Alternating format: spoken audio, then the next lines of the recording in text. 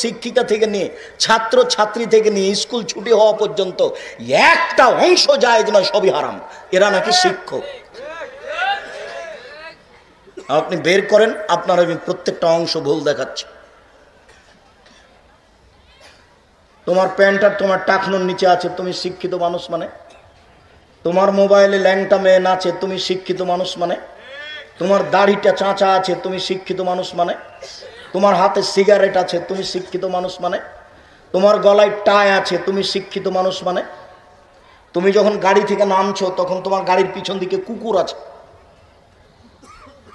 আপনাকে আমি বলিনি লোকটা তার ছেলেকে পয়সা পাতি খরচ করিয়ে পড়িয়ে নিয়ে এসছে লন্ডন থেকে। তো লন্ডন থেকে পড়িয়ে নিয়ে এসে 1.5 লক্ষ টাকা মাসে বেতন, ঢাকা পিজি হাসপাতালে ডাক্তারি করে। তো এখন গ্রামের বাড়ি হলো নরসিংদী নারায়ণগঞ্জ। তো এখন গাড়িতে এসেছে, তো ছেলে নামছে গাড়ি থেকে, পায়ে জুতা আছে, মোজা আছে, প্যান্টটা টাকনোর নিচে আছে, গায়ে জামা আছে, উপরে কোট আছে, গলায় টাই আছে, দাড়ি চাঁচা আছে, সিগারেট হাতে আছে।